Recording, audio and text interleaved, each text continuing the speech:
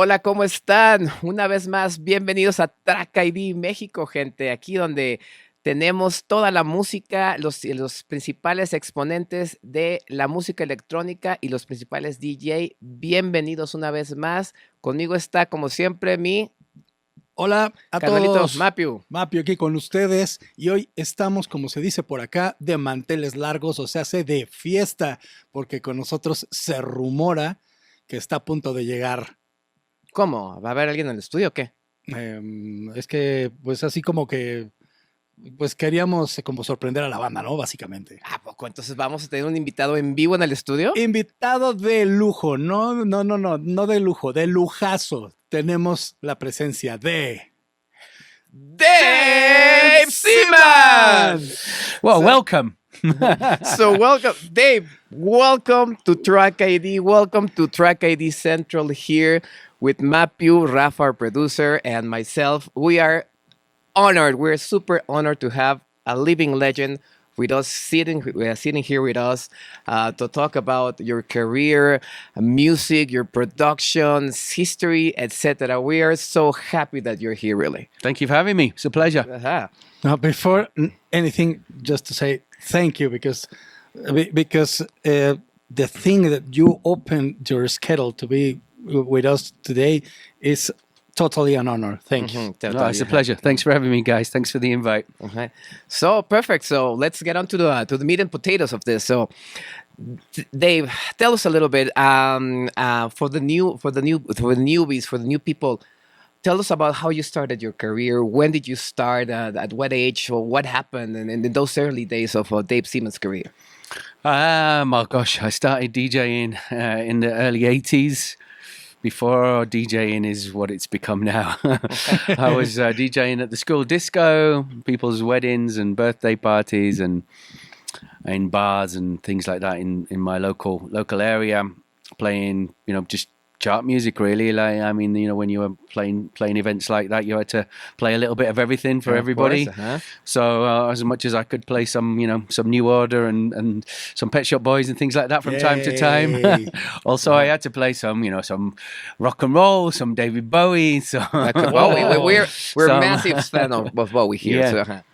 I mean, there was people that liked heavy metal music and people that liked all sorts of different kinds of things. You had your goths that were into Cure and people that liked northern soul music and all sorts. So I was really playing music from across the board, really, right across. So I had to have a little bit of knowledge about all kinds of music. But it was a good education. It's a good thing if you can make grandmas of 80 and kids of 8 all have a good time at an event, then you're kind of learning how to read a crowd and try to cater for people's to have a good time, which ultimately is kind of what DJing's about, sharing music and trying to make sure your crowd has a good time and a memorable time and connection through music. So that started before house music, before DJing exploded like it did in the late 80s.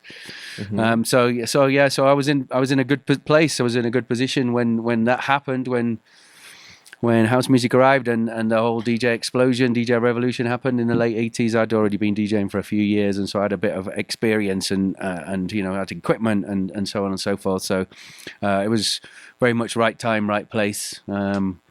To take advantage of that explosion that happened in the late 80s. What was your first piece of equipment, DJ equipment? Oh, I had the first gig I ever did, I did with like one turntable and one cassette recorder. Oh my goodness! And the turntable was a pretty poor one as well. Such a challenge. Yeah. There was no mixing really. We were talking in between tracks but yeah, I had like an old school mobile, a double deck mobile unit with belt driven turntables, those ones that you see from the 70s. I had those. I had a mobile rig. I had brought my own lights and my own rope light and police sirens. So and the definition of mobile DJ, you were that. I was there. I had my own mobile rig, and so I was DJing, doing that for all the way through my teenage years, really, right up until I didn't actually start DJing in clubs till I was 19. Still an early age. Yeah, 19, 20 maybe even, possibly. I'd actually got a job at Mixmag before I became a professional DJ. I was still working in an advertising agency, and DJing was just like a sideline for me. But I was a member of DMC, who were the people that owned Mixmag, and I got a job with them through a twist of fate. I won a competition, so I went away with all the people from DMC in the late '80s to the New Music Seminar in New York, which kind of the similar of what the music, what Miami Music Week is now, Winter Music Convention as it was before that. So it was pure fate, pure luck. I came out of the hat first on a grand raffle, won a week in New York, met all these people, and got a job with DMC, and started working on Mixmag. And so I'd stopped DJing for a little while I was doing all that, because that was so time consuming and so all consuming really when I moved down to London to do that. So did you write for Mixmag or something? Yeah, I was the editor of Mixmag from 1988 to 1991. Yeah, so I didn't really, once I moved down I was living in Leeds in the north of England. That's where all my work was as a mobile DJ. And when I got the job with Mixmag and moved to London, I didn't really have any gigs, and I didn't really have time too much to do a lot of DJing, even though DMC was all about DJs. Of course, yeah. I was involved in lots of other things really, and especially the magazine. I got involved heavily into writing for the magazine, and eventually became editor for them for a few years. So I didn't actually then start DJing again until a couple of years after that. So 1990 was when I started DJing in clubs, which would have been in a club called Shelley's in Stoke-on-Trent, which is where Sasha was DJing as well. Correct, yes. It was actually my again, it was a twist of fate. The photographer that used to be my main photographer when I was the editor of Mixmag, he was the one that started Shelley's. He was the promoter at Shelley's. Okay. So he was. He knew Sasha was going to do 3 weeks out of every 4, and he asked me if I'd do the 4th week when Sasha wasn't DJing, because Sasha wanted to leave a Friday free so he could go do other things around the country. And then also like when Sasha was DJing, sometimes I did some warm ups for him as well. So so that was my first real club gig, and it was a pretty amazing gig. What a club! What a club! A legendary gig to get thrown in the deep end at. Yeah, so I very much learned on the job. Yeah, but talking about all these, having a day job, but at the same time starting to mix and playing records on the clubs.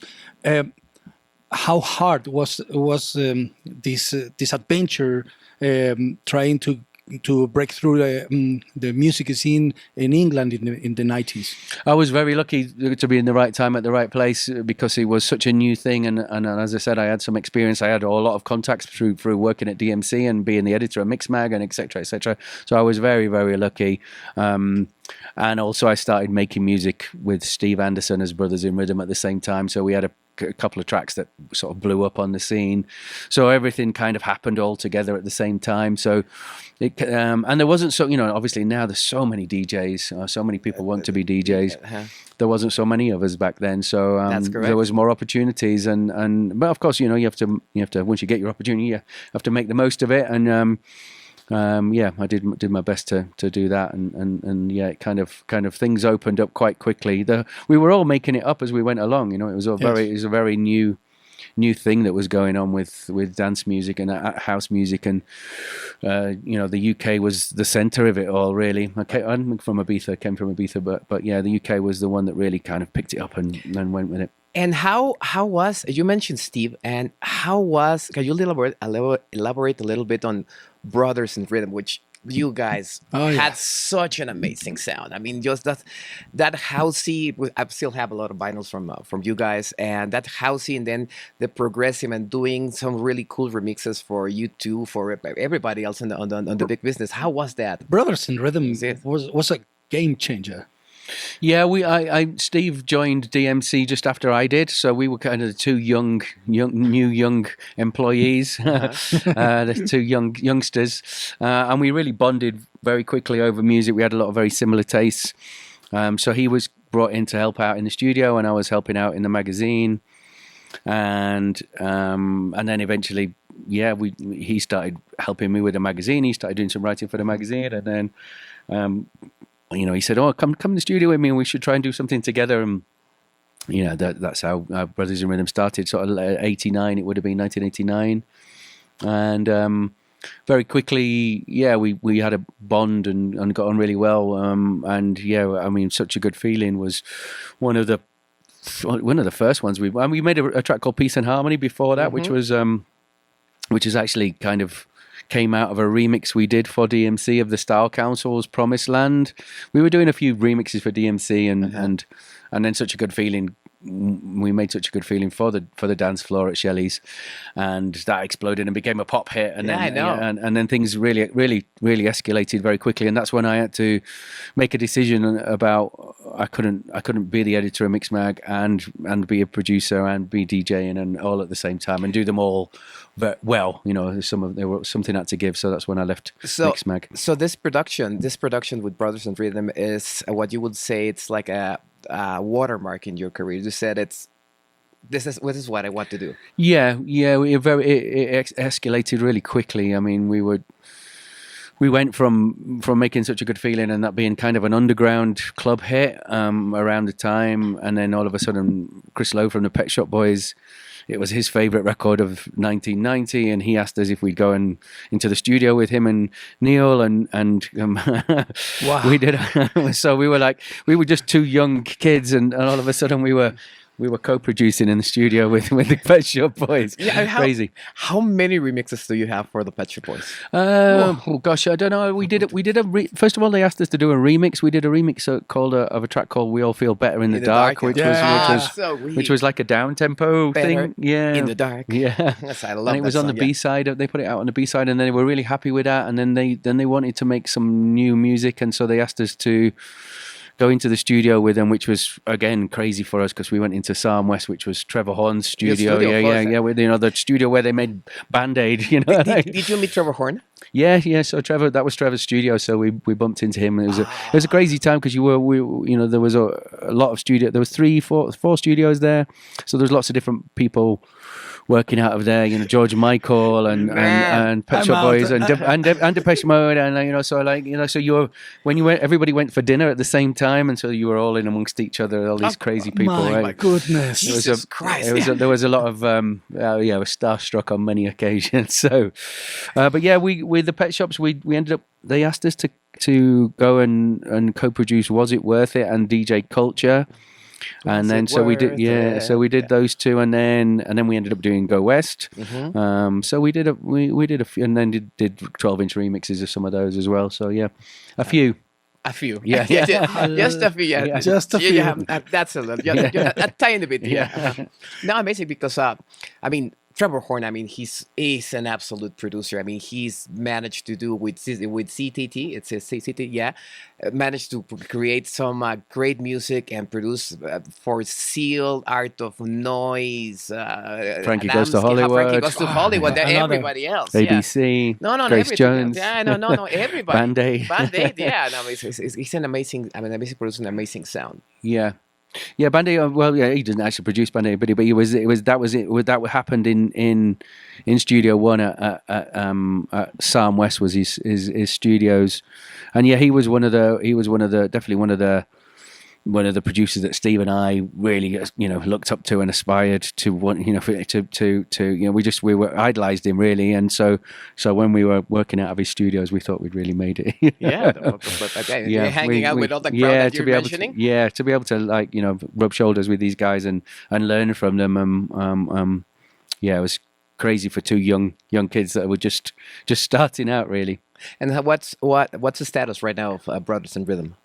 So Steve and I have been doing a lot of work together on some classical shows, like dance music classical shows. I don't know if you've seen some of these things. They've been very, very popular in the UK, where a lot of the brands, we've been doing one for a Northern Irish brand, a nightclub called Lush were Lush, massive brand in, the biggest in Northern Ireland really. And then they invited us to put together like a show for their 20th anniversary in 2016. We're just about to do their 30th anniversary. We've been doing it went so well. Yeah, so all the old classics that from that era, that were big, huge records in the club, but doing it with a 60-piece orchestra. Yeah, so it's been nice to work together with Steve on that. And it was, we're sort of reimagining, reinventing all those old tracks that everybody knows and loves, but to be able to play them live, they never ever got played live because they were all made in a studio by a single producer.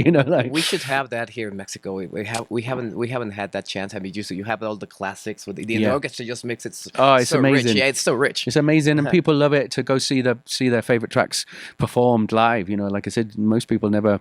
You only ever heard these things on record, on vinyl, played in nightclubs, which was amazing. But if you're gonna, I always think if you're gonna do a set of all old stuff and try to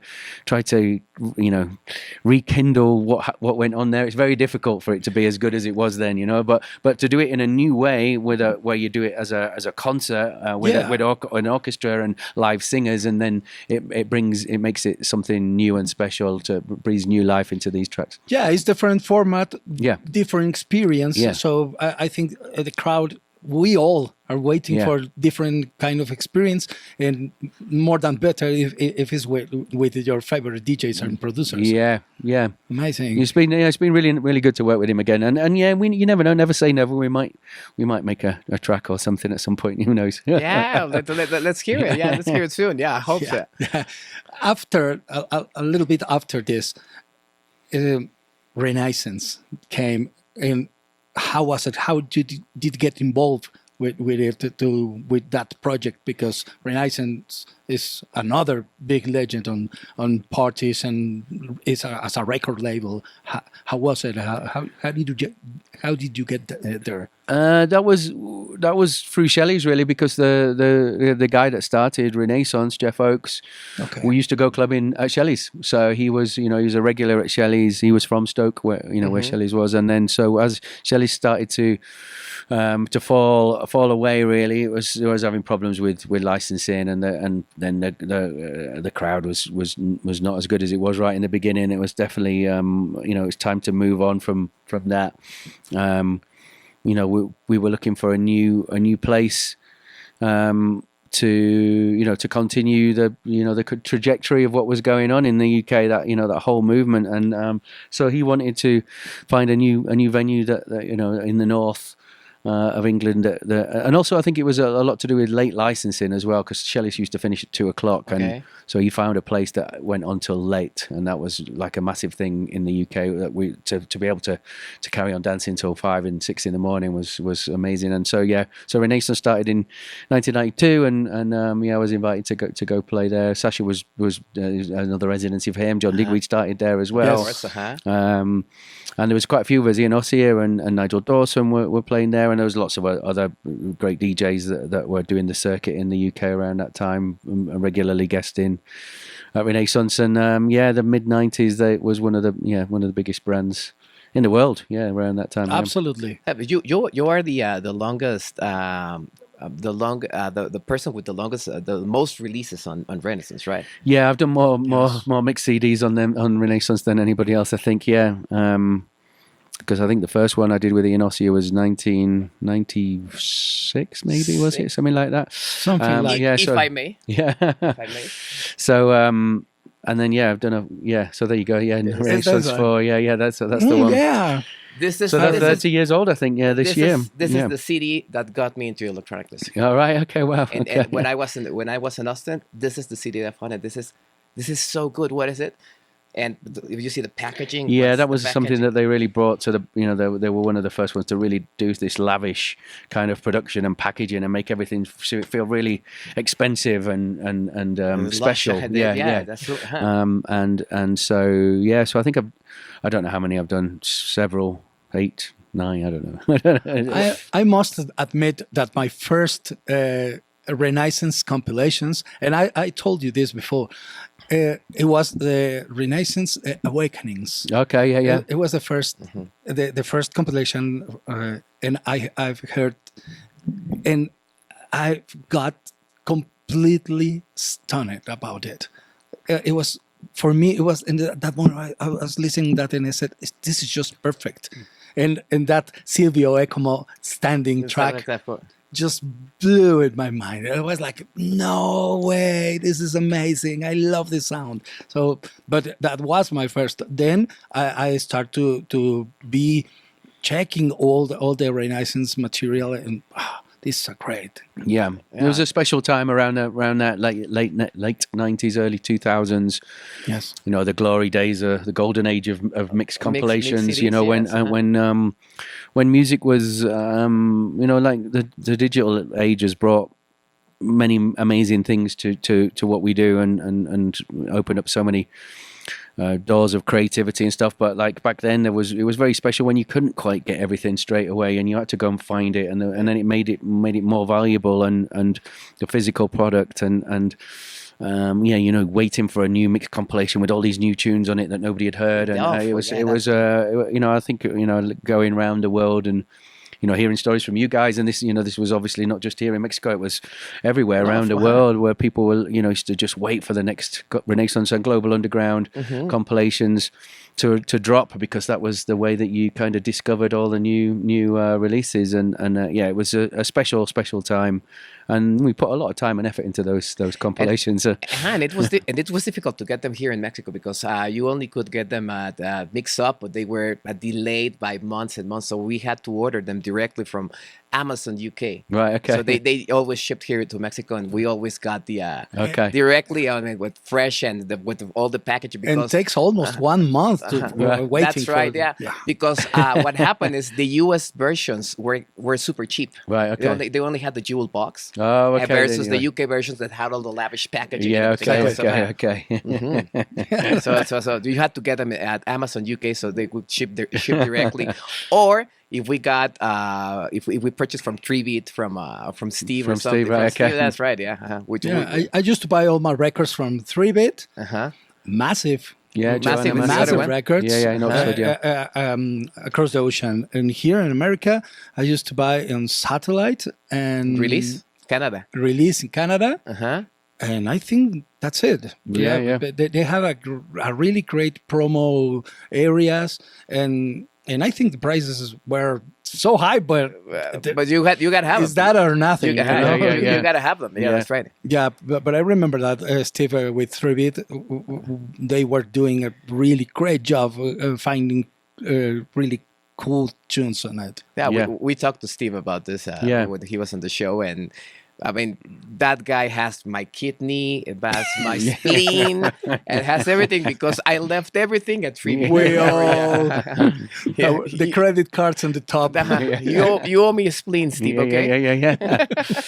I was with my friend Pete Bromley last week. I was DJing in Stoke actually, and he still works in a record shop. He's worked in record shops for 30, 40 years. He works at Global Groove, and I posted a picture of me and him in his record room, which is he's got an amazing collection, crazy collection, and there was lots of people said the same thing in the feed. Yeah, Pete, I spent so much money with Pete back in the day. He kept going on. He said, "To be fair, you didn't take much persuasion." Yeah, of course.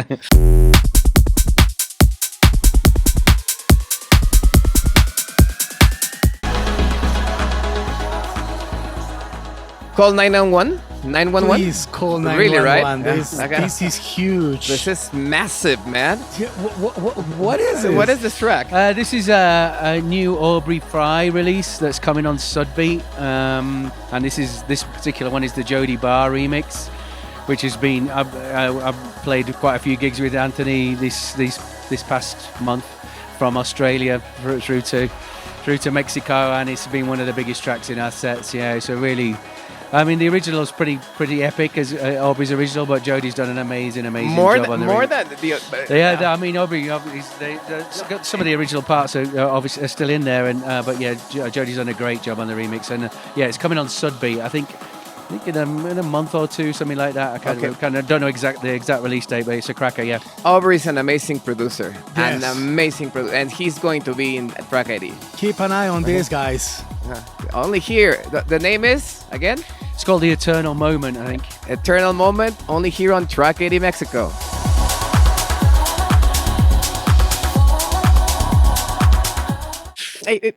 Dave, and with all this, I mean, you were recording or at that Farm West, you were hanging with the Pet Shop Boys, Chris Lowe, Neil Tennant, and everyone. When in this area did you say, I'm there, I'm making it? Or which time was it here, or was it later when you were releasing your all the mix CDs compilations? When was it in your career when you said, I'm a big player now? I'm still waiting for that. Yes, never is enough. Humility, after all. Yes, that's right. Oh, Still yes. striving for that. No, I mean, it was all happening so fast that I didn't really ever take stock of.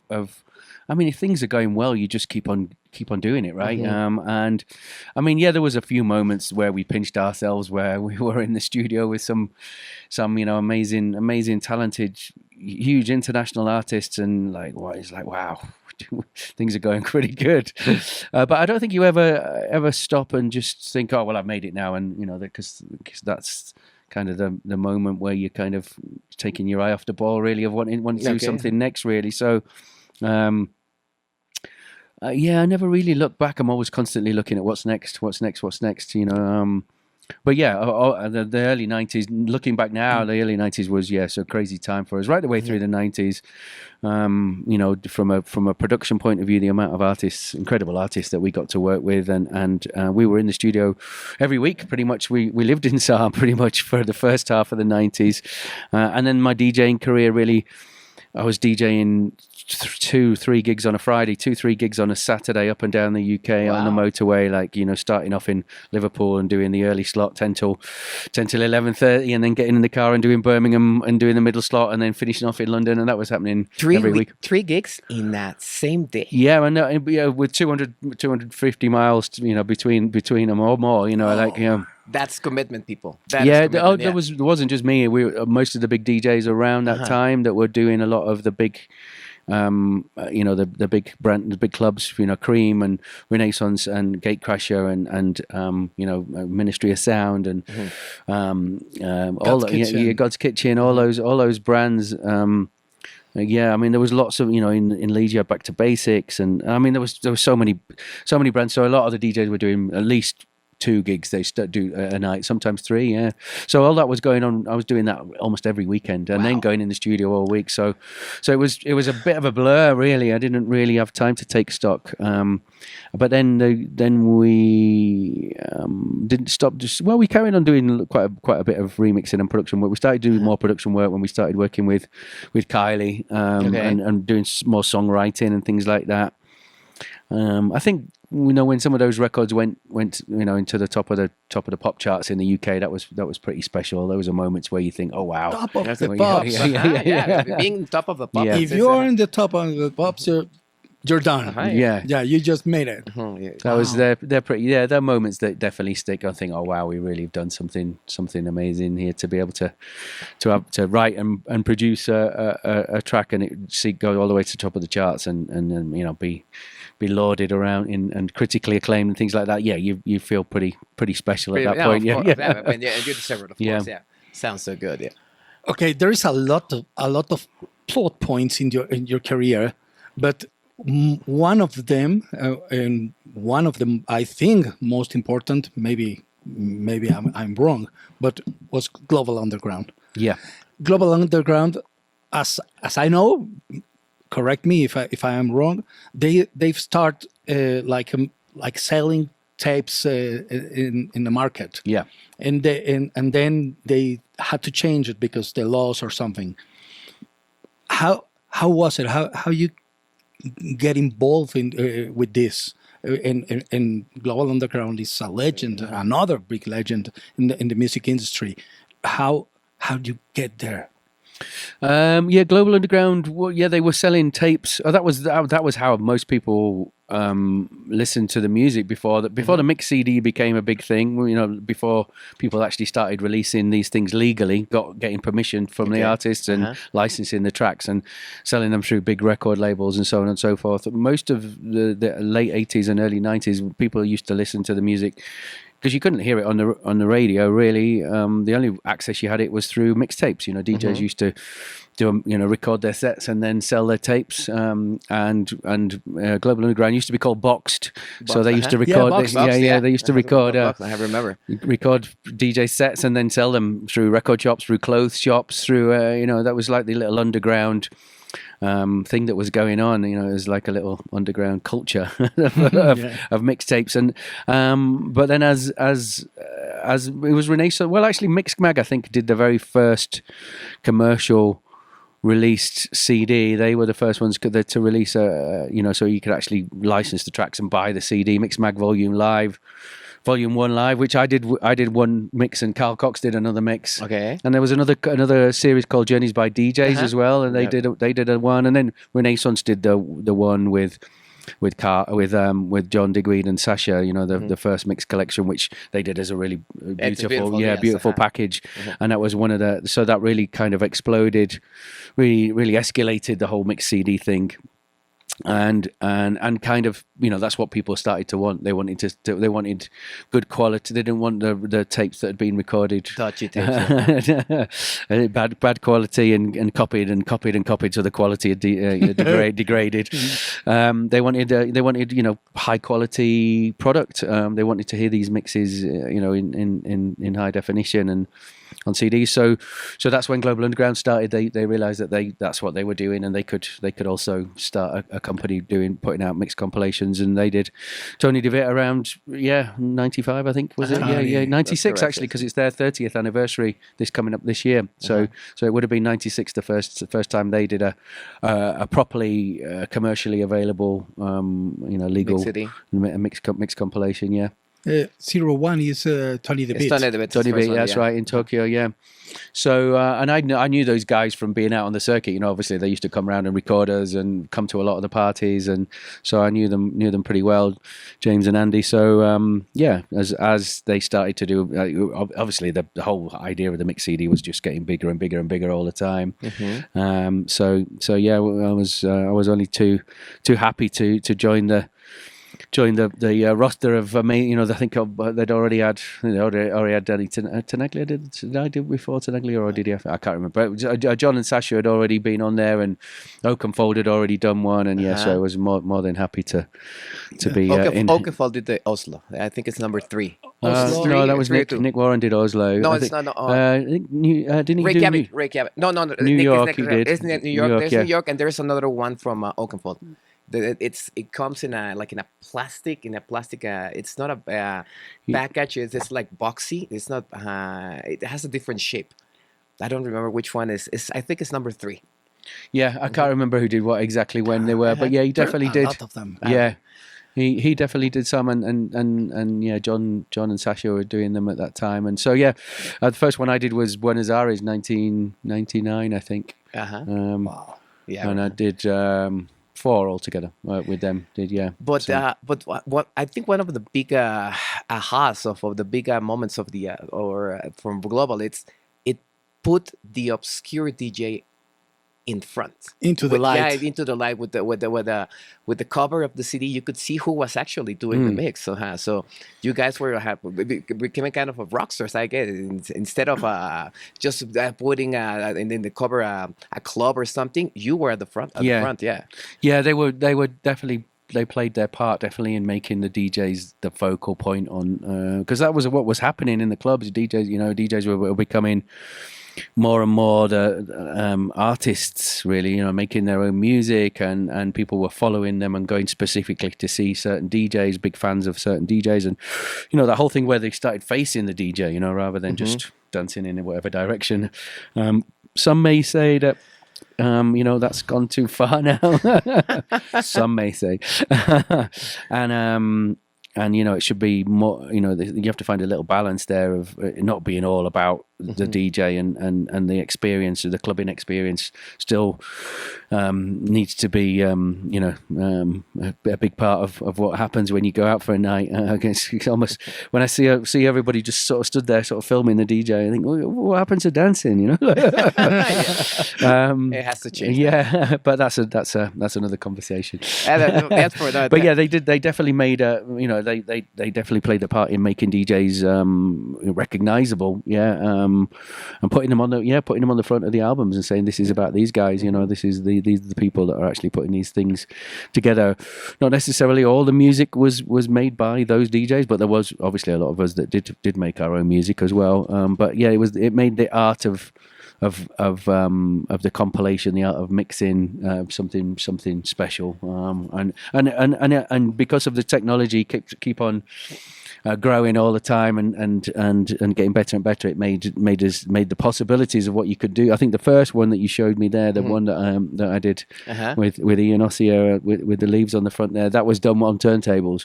So that was two turntables and a mixer. But I would do it I did it in some sections and then edited them to those sections together, not all in one take particularly, but it was done turntables and a mixer. Wow! By the time it got to the late 90s and we had all the studio equipment available for us to be able, there's lots of things you could do and layering and different, things that you couldn't just do on two turntables and a mixer. So the art of mixing took on bigger levels, more studio gig. You just what you could do, you were basically making a collage, a musical collage, and taking bits and pieces from different parts and creating new things out of the pieces that you were using. So the art form became more and more about what the DJ was doing.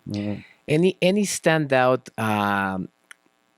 stories from your Global Underground years? Any stand out on the recordings or something epic that you want to share?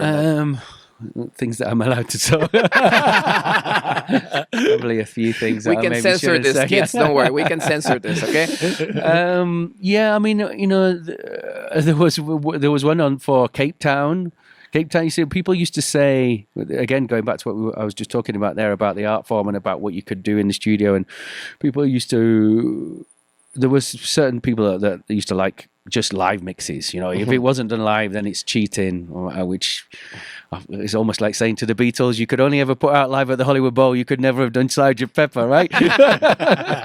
Like if you're not doing it live, it's cheating, which I found a really, really crazy way of thinking. And they used to say, well, if these albums, did you not record them live? I was like, well, first of all, that would have been impossible, really. Like to be able to, you'd have to have cleared all the tracks before you started, and then know exactly what you were going to do beforehand, which is not exactly how you're meant to do a night. You have to go wherever you go in the night, and then after the event, then we look at, right, those were the best tracks. Let's try and get them and let's mix them together.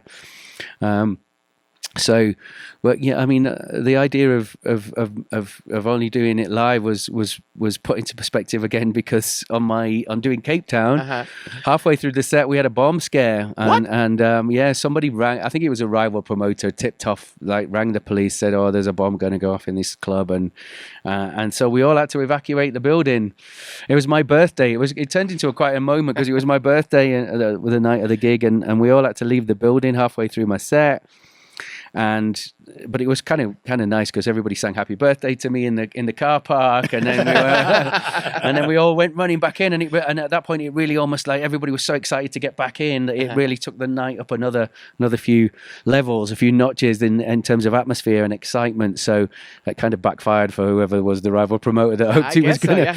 But yeah, of course. If we'd have been recording that would have been so no Cape Town at all. That would have been an interesting one. That we just had to stop it suddenly, and then obviously I didn't start with the same record. We had to start from a different place. So yeah, it would have completely been when people were listening back to it afterwards, like, what was going on there? So yeah, that was just one thing that sprung to mind in terms of that's a cool story.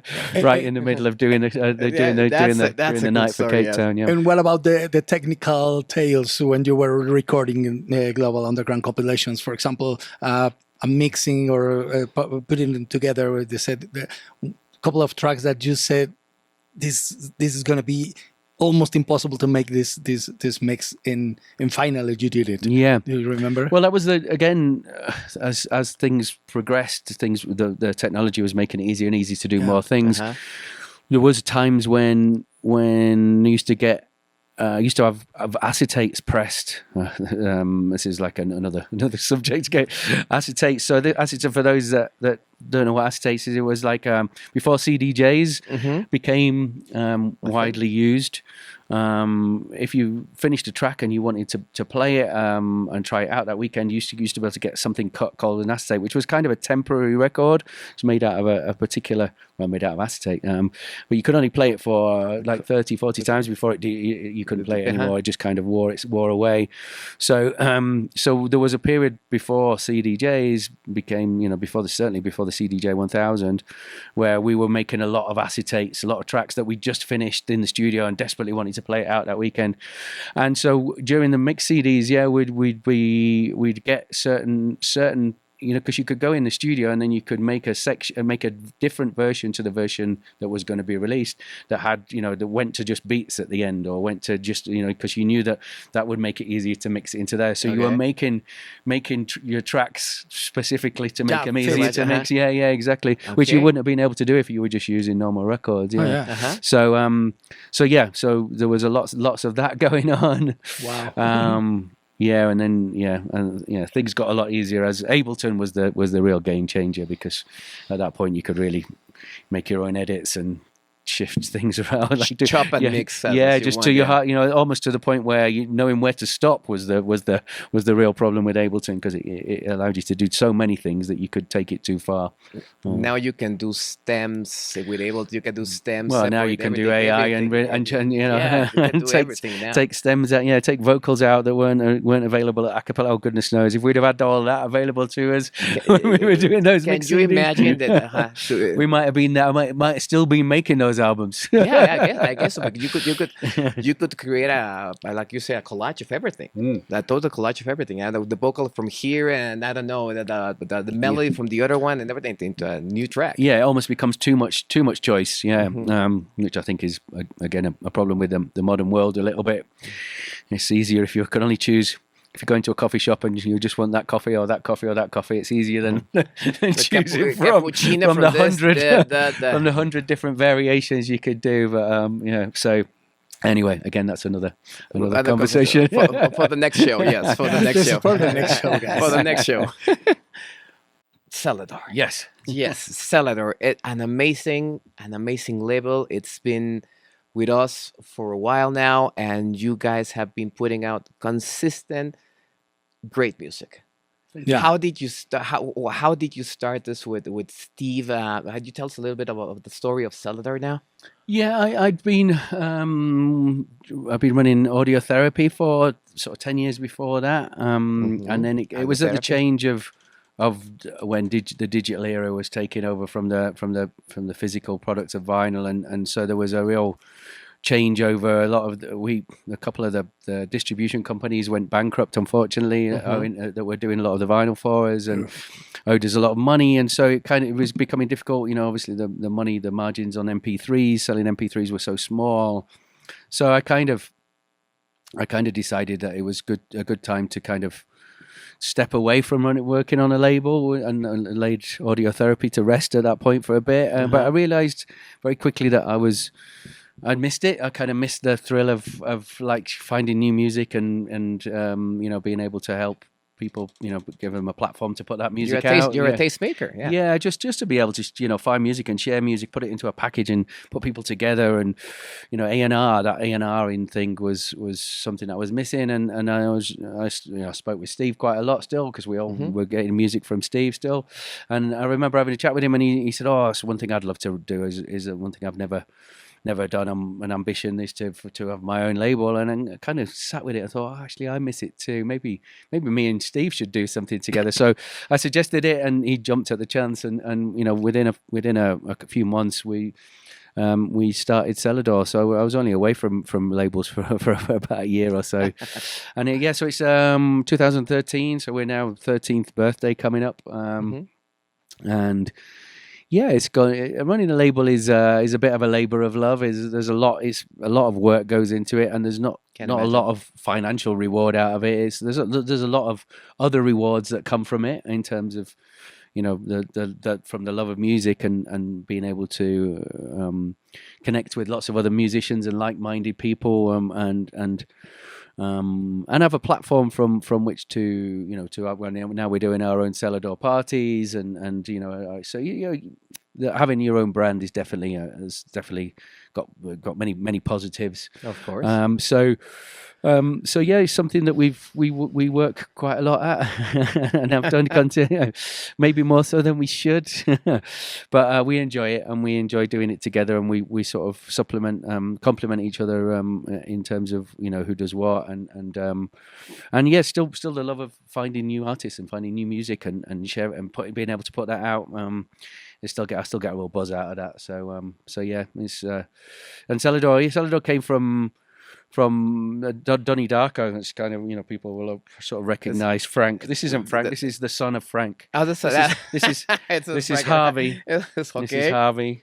Harvey is allegedly the love child of Frank and Jessica Rabbit after a wild weekend at Twilo in the 1990s. Oh my goodness. Okay. But there was never some heavy partying. Yeah. There was never a DNA test conducted, so we're not entirely sure. It's just a rumor, but all the signs point that it happened. Yeah. So after party is not good for boys. So this is our Rabbit King, Harvey, and so the idea for the name from Celador came from Donnie Darko. It's where Drew Barrymore talks about the most beautiful sounding syllables you can put together in the English language is Celador, and so that was meaning the door to a cellar. Of course, that's what she meant, but we kind of appropriated that into one word, so that movie is one of my all-time favorites, and so okay. So that it kind of stuck. That was the name, and here we are, 13 years in. Well, you have your logo even in your glasses. I didn't actually get these done. This was a friend of mine that gifted me them, but I was like, oh, can cool. you show that to the camera? Yes, yeah. So we even got the logo there on the. Wow. On the thing, and he's even put my name on my logo on the inside. Oh my yes. And this is the name of the company that does it. I'll give him a little plug. It's not available on stores. 3DNA. 3DNA is a guy who makes glasses in Hong Kong. Who's very much into our scene. He's a promoter in Hong Kong, Dennis, and he gifted me these during COVID. He said, "Can I make some glasses for you?" I was like, "Yeah, okay."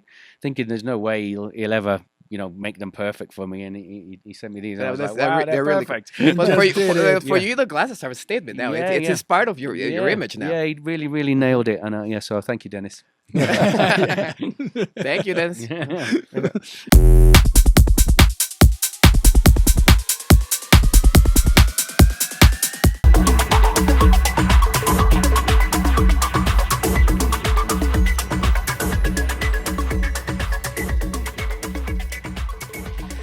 The low end of it. But with you had a metallic percussions. What is this? This is a new one of mine. This is like this, and we were talking before about making a track with lots and lots of samples. This has got tons of samples in loads of different loops and vocal bits all thrown together, and then in the middle made this kind of big breakdown, big sort of metallic synth breakdown. Wow, look at that. Wait for it.